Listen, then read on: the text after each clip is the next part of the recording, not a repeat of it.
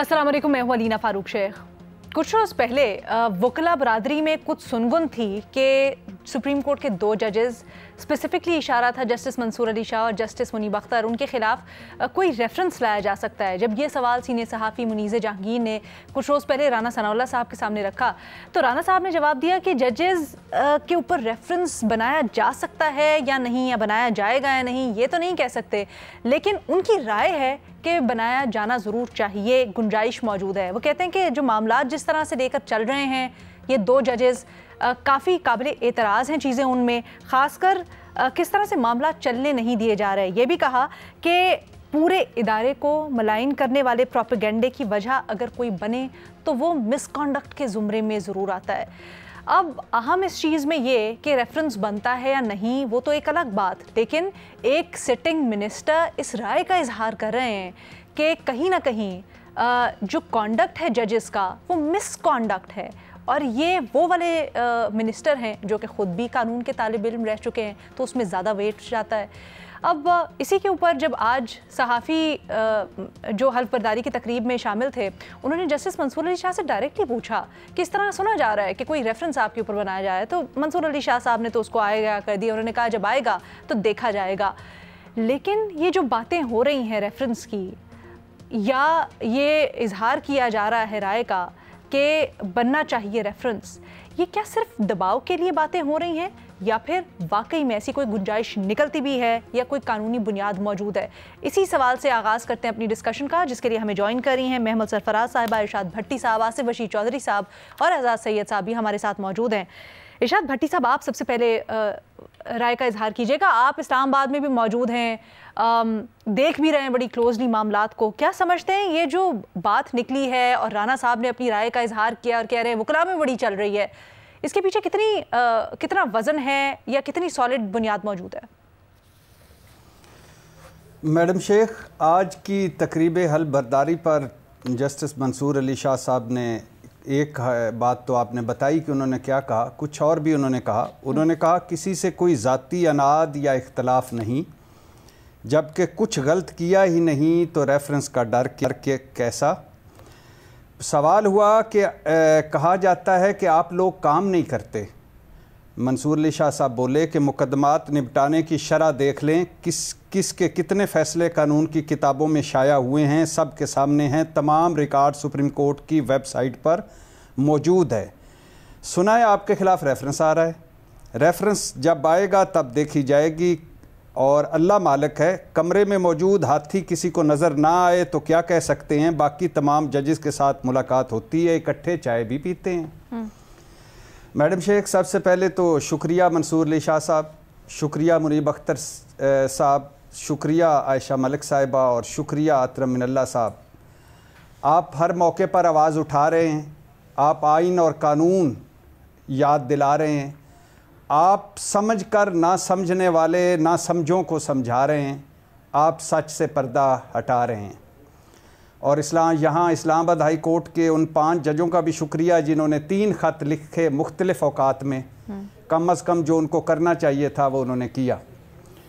Madam Sheikh, कहानी का start कहाँ से होता है? कहानी का स्टार्ट या फ़िल्म की शुरू या फ़िल्म चलती कहाँ से है, फ़िल्म की इब्तदा कहाँ से होती है? मंसूर अली शाह साहब और मुनीब अख्तर को चीफ़ जस्टिस नहीं बनने देना। क्यों भाई, क्यों नहीं बनने देना? अरे भाई, ये चीफ़ जस्टिस बन जाएंगे तो ये इलेक्शन पेंडोरा बॉक्स ओपन कर देंगे। अरे भाई, इलेक्शन पेंडोरा बॉक्स ओपन हो गया तो फिर क्या होगा? अरे भाई, हमारी हुकूमत चली जाएगी। अच्छा, तो फिर क्या करें? और फिर 26वीं आईनी तरमीम आ गई।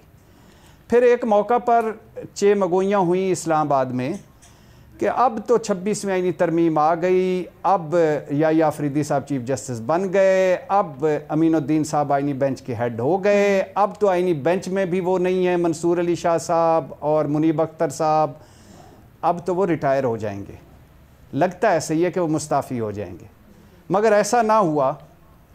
तो फिर एक दिन राना सनाउल्लाह साहब बोले, जस्टिस मंसूर अली शाह काबिल जज हैं, इनसे मुस्तफ़ीद ना होना बदकिस्मती है।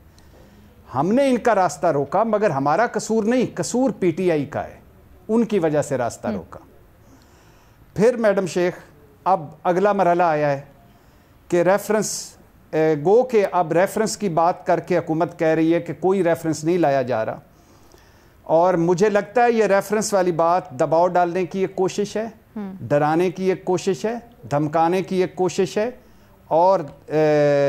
और ये कुछ ना कहकर कुछ समझाने की एक कोशिश है। मगर रेफरेंस किस बात का मैडम शेख? वो ख़त लिख रहे हैं, वो जुडिशल कमीशन इजलास का बाइकआउट कर गए थे। आज गो के तकरीब हलफ बर्दारी में तो वो मौजूद थे, लेकिन क्या जुडिशल कमीशन इजलास से बाइकआउट करना, क्या ख़त लिखना मुख्तलिफ औकात पर और उसमें आइन और कानून के हवाले देना, क्या ये गैर आइनी है? क्या ये गैर कानूनी है? क्या इस पर रेफरेंस आ सकता है?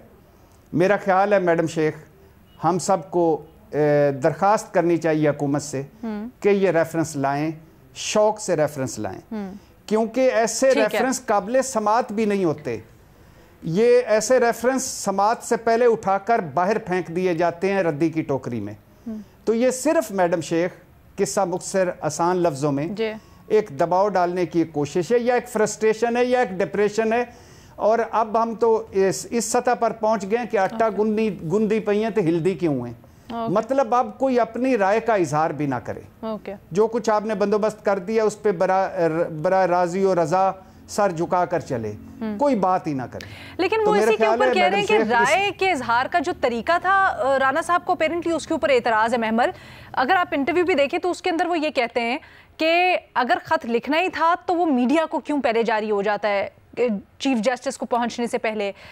जिस तरह से हर चीज़ में रोड़े अटकाए जा रहे हैं, उनके मुताबिक अदालती निज़ाम के अंदर मामलात को नहीं चलने दिया जा रहा, वो बड़ा मायूब है और उनकी राय में कहीं ना कहीं से मिसकॉन्डक्ट हो सकता है। आपकी क्या राय है? देखिए अलीना, मेरे ख्याल में इस हुकूमत को ना एक चीज़ समझनी चाहिए। इस वक्त इकॉनमी भी स्टेबल है, पॉलिटिकली भी हुकूमत को कोई ख़तरा नहीं है, कहीं जाती नज़र नहीं आ रही। लेकिन ये है कि ये अननेसेसरी फाइट्स जो हैं वो पिक कर रहे हैं। कभी आप पीका में ड्रैकोनियन अमेंडमेंट लेके आते हैं ताकि मीडिया को कंट्रोल किया जाए, फिर जजेस को रेफरेंसेस से डराते हैं। मैं इनको बताती चलूँ कि ये सब बैकफायर करेगा और ये इनकी डाउनफॉल जो है ना उसकी वजह बनेगी। देखिए ना, अमली तौर पे अलीना इन्होंने सब कुछ कंट्रोल कर लिया है, हाँ वो अदलिया हो या कुछ और हो, लेकिन आपसे जजों के दो बयान बर्दाश्त नहीं होते। आपसे मीडिया में कोई एंकर या कोई एनालिस्ट कोई खरी बातें कर देता है, आपसे वो बर्दाश्त नहीं होता। अब मसला क्या है कि इनको ये चीज याद रखनी चाहिए कि ऐसे ही माजी में भी हुआ है कि ये जो एक आध गलती होती है ना कि जिसके बाद स्टेबल रिजीम्स की भी डाउनफॉल आती है। आप मुशर्रफ दौर को देखें, इफ्तिखार चौधरी के डिसमिसल से पहले एक स्ट्रॉन्ग तरीन उनकी रिजीम थी, ऑपोजिशन एग्जाइल में थी, मीडिया आपके साथ था, लेकिन फिर क्या हुआ, एक आपने ये स्टेप लिया और उसके बाद क्या हुआ। इमरान खान साहब को आप देख लें, उन्होंने काजी फाइज ईसा साहब पे रेफरेंस की, उसके बाद अदलिया और वकला के अंदर जो लोग थे बस उनको इकट्ठा कर दिया, अपने खिलाफ कर दिया। फिर मीडिया को कंट्रोल करने के लिए पीका में चेंजेस और पीएमडीए जैसी चीजों की वजह से मीडिया को भी अपने खिलाफ कर दिया। इस वक्त एक हुकूमत जो विदाउट मैंडेट बड़ी स्ट्रॉन्ग तरीन हुकूमत है कि वो 2/3 मेजोरिटी के साथ अमेंडमेंट्स भी ले आती है, वो एक जबरदस्ती का क्राइसिस पैदा कर रहे हैं। कल को ना इस क्राइसिस का जो है वो ओनरशिप इन्होंने लेनी है हुकूमत ने, और एंड पे वही होना है कि इन्होंने कहना है जी ये तो उन्होंने कहा था, ये तो उन्होंने कहा था, ब्लेम एक दूसरे को करते रहना है। जिस तरह खान साहब भी जो है वो कहते हैं बाजवा ने कहा था, वो अगले कहते हैं नहीं जी वो तो खान साहब की अपनी ख्वाहिशात थी। तो ये होना है, ये इस हुकूमत को अपने पल्ले से बात बांधनी चाहिए। आसिफ, क्या राय है आपकी? वैसे ये अगर हुकूमत इसके ऊपर क्लैरिफाई कर रही है कि वो इस तरह का कोई इरादा नहीं रखते रेफरेंस लाने का, तो फिर ये बात चली कहाँ से वकला के अंदर, या ये जो फैली हुई है कयासराई के रेफरेंस आ रहा है, ये इसका सोर्स क्या है? देखें, जिस तरह की ख्वाहिश का इजहार राना सनाउल्लाह कर रहे हैं, इस तरह की ख्वाहिश अक्सर हुकूमतों को जब वो ताकत में होते हैं तो इस तरह की गलतफहमियाँ पैदा हुआ करती हैं। और इस हुकूमत को तो ये गलतफहमी कुछ ज़्यादा गहरी है कि जिस तरह 26वीं आइनी तरमीम को हज़म कर लिया गया, जिस तरह सुप्रीम कोर्ट के साथ जो सलूक किया गया उस पर वकला उस तरह से बाहर नहीं निकल सके, जो जजेस की सीनियरिटी के साथ खिलवाड़ खेला गया और इस्लामाबाद हाई कोर्ट के जजेस को जिस तरह से निशाने इबरत बनाया जा रहा है, उसके बाद राना सनाउल्लाह अगर ये कहते हैं कि सुप्रीम कोर्ट के 2 जजेस के ख़िलाफ़ रेफरेंस आना चाहिए, मेरे राय में, तो उनकी राय कोई ज़्यादा उस पर हैरान नहीं होना चाहिए, क्योंकि हुकूमत जिस तरीके से सारे सेगमेंट्स ऑफ सोसाइटी को दबा रही है, अब मीडिया की बारी है पैका के काले कानून को जिस तरह उन्होंने जोर ताकत से मनवाया है बग़ैर कहीं पे डिस्कस किए, तो ये अक्सर वुज़रा के ज़हन के अंदर ये जो हैं कीड़े कुलबुलाते होंगे कि हम कुछ भी कर सकते हैं।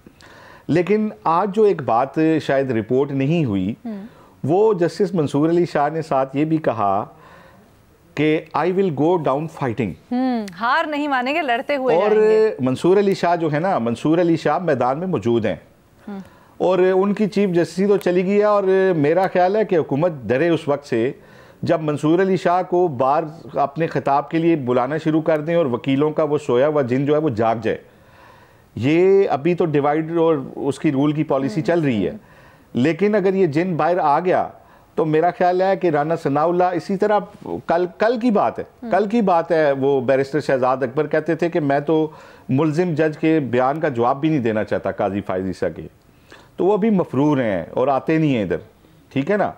और रिकॉर्ड पे है कि हुकूमत जितने लोगों के खिलाफ रेफरेंस लाई, चाहे वो डिक्टेटरों ने लाए, इफ्तिखार चौधरी के खिलाफ हो, जस्टिस काजी फायज ईसा के खिलाफ हो, शौकत अजीज सिद्दीकी के खिलाफ हो, वो बाउंस बैक हुए और बाद में लोगों ने माफिया भी मांगी है तो जान नहीं छूटी। हाँ, जिन लोगों के पार्ट पे गलतियां होती हैं वो रेफरेंसेस से पहले ही चले जाते हैं, उसकी भी कुछ मिसालें हमारे सामने हैं। तो जस्टिस मंसूर अली शाह ने कहा ना कि मैंने ऐसा कुछ नहीं किया, उन्हें सूट करता है उनके खिलाफ रेफरेंस लाया जाए और जो वकला इकट्ठे नहीं हो पाए वो भी इकट्ठे हो जाएं और प्रॉपर एक तहरीक जो है उसके चलने का कोई इम्कान पैदा हो। तो मेरा यही राय है जो हमारे बाकी तजिया निगारों की है कि हुकूमत ज़बरदस्ती का कोई क्राइसिस पैदा करना चाहती है, क्योंकि उनको एक गलतफहमी हो गई है कि अभी तक हमने जो कानून साजियाँ की, जो कुछ भी किया, कोई बंदा तो बाहर नहीं निकला, तो हमारे खिलाफ तो कोई तहरीक चल ही नहीं सकती। तो ये गलतफहमी जब होती है तो इस तरह के बयानात आते हैं। लेकिन मुझे अगेन ये लगता है कि हुकूमत इस तरह का एडवेंचर शायद ना करे। ये कुछ वज़रा की ख्वाहिश हो सकती है या उनकी गलतफहमी हो सकती है, लेकिन हुकूमत मेरा नहीं ख्याल इस तरह का कोई रेफरेंस लाए। एजाज, क्या आपकी भी यही राय है कि दबाव डालने के लिए बादियों नज़र में एक एडवेंचर, लेकिन ये मिस एडवेंचर साबित हो सकता है? देखिए अलीना, 2 जजेज़ हैं सुप्रीम कोर्ट ऑफ पाकिस्तान में जिनसे हुकूमत को एतराज़ है। एक जस्टिस मंसूर अली शाह हैं, ज़ाहिर है वो उम्मीदवार थे, सीनियर थे, चीफ जस्टिस ऑफ पाकिस्तान बनना उनका हक था, जो कानून था उस वक्त का। लेकिन हमने देखा कि आइन में तरमीम हुई, कानून में तब्दीली हुई और वो सारी चीज़ें बदल गईं।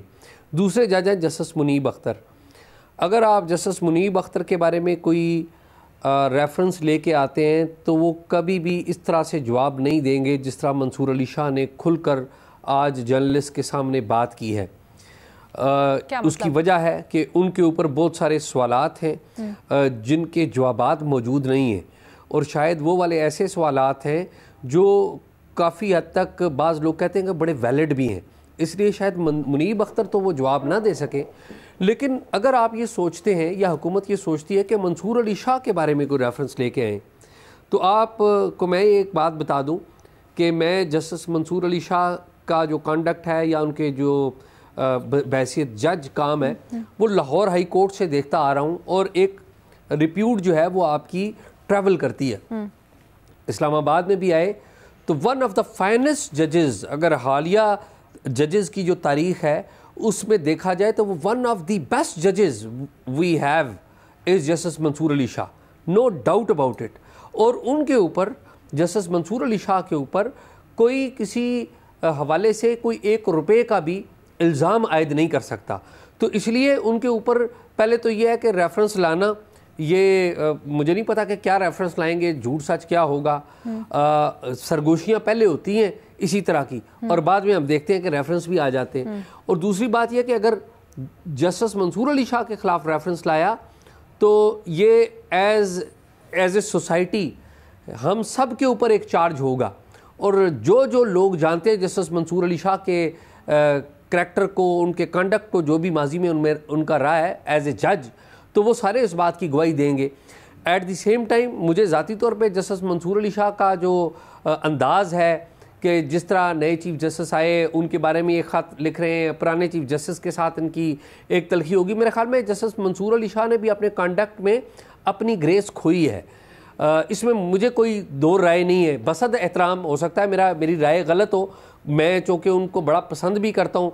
मेरे ख्याल में जस्टिस मंसूर अली शाह उस वक्त थोड़े से डी ट्रैक हुए मैं एक एहतियात से बात करना चाहता हूँ कि आला अदालत की बात है।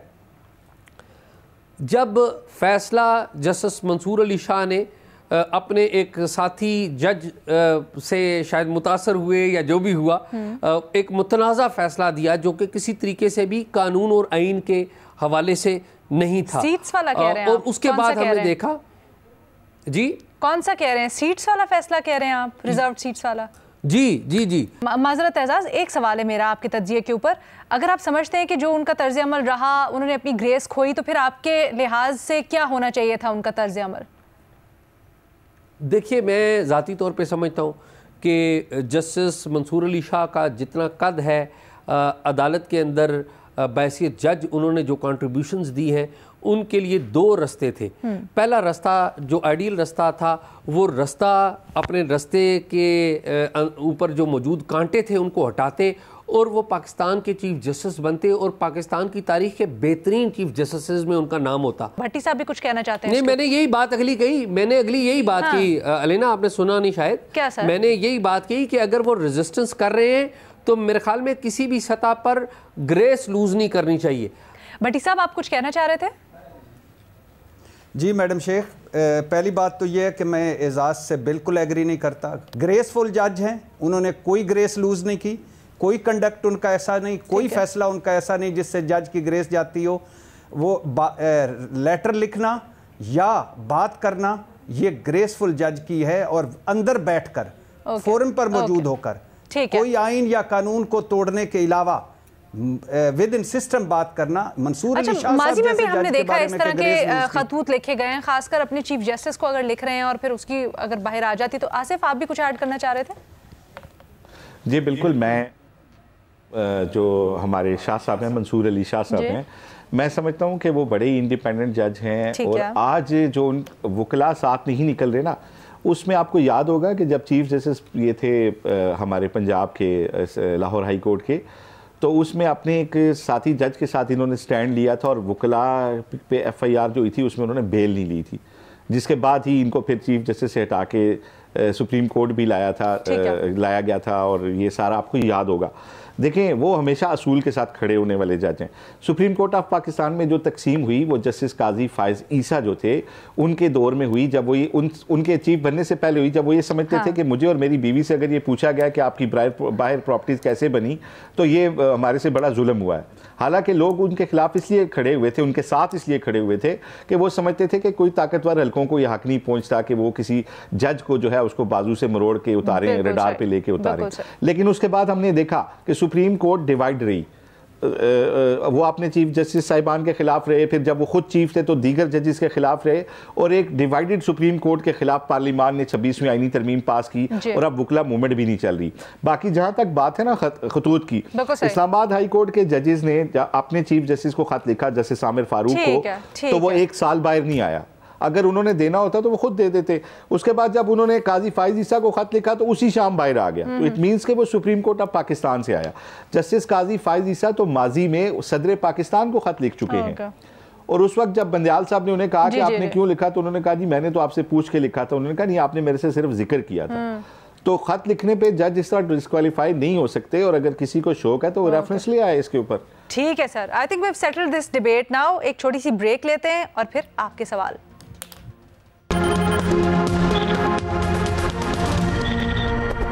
Welcome back. आपके सवाल देखते हैं क्या भेजे गए हैं आज। एजाज सैयद साहब, आपके लिए भेजा गया पहला सवाल और आपसे पूछा गया है कि शेर अफजल मरवत को पार्टी से बाहर कर दिया गया है, कोई नहीं बता रहा है असल वजह क्या है। एजाज सैयद साहब, आप बताएं। आज तो शेर अफजल मरवत साहब ने भी पूछा मुझे क्यों निकाला। देखिए, शेर अफजल मरवत पाकिस्तान तहरीक इंसाफ के अंदर थे, लेकिन एट द सेम टाइम मेरी जहाँ तक ऑब्ज़र्वेशन है, शेर अफजल मरवत की जो लाइन थी वो लाइन इमरान ख़ान की लाइन नहीं थी, उनके पार्टी लीडर की लाइन नहीं थी। वो लाइन न जाने किसी और जगह की थी, किसी और दफ्तर की थी, किसी और जगह की थी, किसी और क़यादत की थी जो शायद नज़र नहीं आती। वो लाइन उनकी पार्टी की नहीं थी, और इसी वजह से शायद उनकी पार्टी ने उन्हें सरेंडर किया है। और चूँकि पाकिस्तान तहरीक इंसाफ ऐसी जमात है जो कि इमरान खान के इर्द गिर्द घूमती है, और बाज़ औक़ात खान साहब किसी बंदे को सरेंडर कर देते हैं और फिर वापस भी ले लेते हैं, और पहली दफ़ा नहीं हुआ। इससे पहले भी कुछ लोगों के साथ ऐसा हो चुका। अब भट्टी साहब आपके साथ बैठे हैं ना, भट्टी साहब के पास बड़ी अंदर की खबरें होती हैं। भट्टी साहब जरा क्विकली अपने सवाल जो भेजा गया उससे पहले बता देना, शेर अफजल मरवत साहब का गिला मुझे क्यों निकाला, तो क्यों निकाला? शायद मैडम शेख अगला सवाल आपका हो कि शेर अफजल मरवत को वापस क्यों डाला। अच्छा, तो लिहाजा अभी इधर ही रहने दीजिए इसको। ये वैसे अंदाज़ा सही है कि उनकी जो लाइन है वो अपनी लाइन नहीं, वो जो सेम पेज वाली लाइन है वहीं से उन्होंने चुराई है लाइन। जी मैडम शेख, मैं कई बार इस पर बात कर चुका हूँ कि पाकिस्तान तहरीक इंसाफ के अंदर बहुत सारे लोग ये समझते हैं। आपकी खबर क्या है? मैडम शेख, मेरी खबर तो यही है कि मुश्किल वक्त में वो साथ रहे, बाकी उनकी ज़बान उनको ले डूबी है। ठीक है। अच्छा भट्टी साहब, सवाल आपसे पूछा गया है कि जेल में 2-2 घंटे की तवील मुलाकातें, क्या ये सहूलत हर मुजरिम को हासिल है? कहाँ गया 2 नहीं 1 पाकिस्तान का नारा, भुगते आम लोगों की तरह? जी बिल्कुल मैडम शेख, मैं पहले दिन से ये इस बात का पे कायल हूँ और इस बात का हामी हूँ कि जेल में सारे कैदियों को एक जैसा उनके साथ सलूक होना चाहिए। ये तो इस हुकूमत का काम है ना, तो कर ले ये। और शुक्र करें अभी इमरान खान को 8 हफ्तों के लिए घर नहीं भिजवाया गया या लंदन नहीं भिजवाया गया। एक थोड़ी सी ब्रेक लेते हैं, फिर बाकी जो सवाल आपने भेजे वो शामिल करेंगे। Welcome back. आपका महमल के लिए भेजा गया सवाल शामिल करते हैं। महमल आपसे पूछ रहे हैं कि भारत अमेरिका मुश्तरका एलामिये में पाकिस्तान ने इस एलामिये को बेबुनियाद, गलत और हक़ाइक़ के मुनाफी करार दिया है। आप इसको कैसे देखती हैं?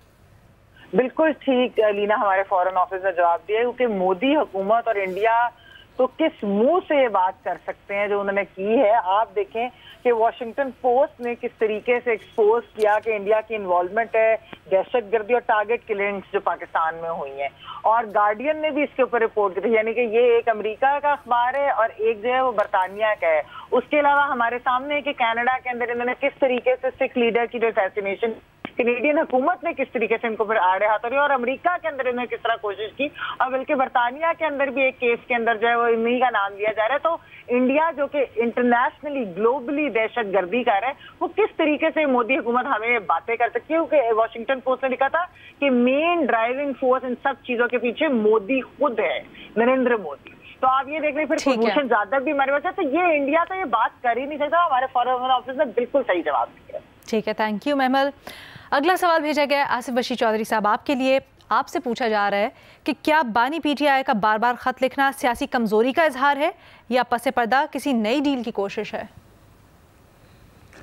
कमज़ोरी नहीं, अब तो ये शदीद कमज़ोरी शो हो रही है, और जितने तवातर से खान साहब लिख रहे हैं, कई जो है ना मजमुआ ना छापना पड़ जाए खान साहब के, मुझे खदशा है कि खतूत का मजमुआ ना कहीं शाया करना पड़ जाए, जिस तरह बहुत सारे शायरों और अदीबों का होता है। देखें, एक बड़ा सादा सा असूल होता है कि पावर टॉक्स टू पावर, और आप पार्लिमान के अंदर अगर 100 अरकान पार्लियामेंट लेके बैठे हैं, नेशनल असम्बली में, सेनेट में भी हैं, तो आपकी स्ट्रेटजी ऐसी होनी चाहिए कि फिर कोई ये ना कहे कि ख़त मिला नहीं है और अगर मिलेगा तो पढ़ेंगे नहीं।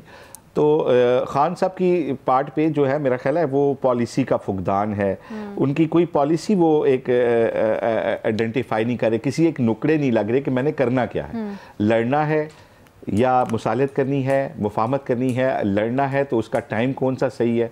तो ये जो खतूत का सिलसिला है, ये खान साहब की तरफ से तो ज़रूर अंगेज करने की कोशिश है, लेकिन जिस तरीके से इसका जवाब आ रहा है वो ना सिर्फ मज़ाक़ का खेज़ है बल्कि इमरान खान साहब की कमज़ोरी भी शो हो रही है। और ये जो उनका बयान है ना कि डट के खड़ा इमरान खान, ये सही नहीं है। लेकिन मुझे ये बताएं, हमने नून लीग के दौर में भी यही देखा था, एक तरफ से मुफाहमत होती थी शहबाज शरीफ साहब की तरफ से, दूसरी तरफ से मज़ामत भी हो रही थी मरियम नवाज साहिबा के ज़रिए बड़े सख्त बयान देके, तो ये तो चलता रहता है।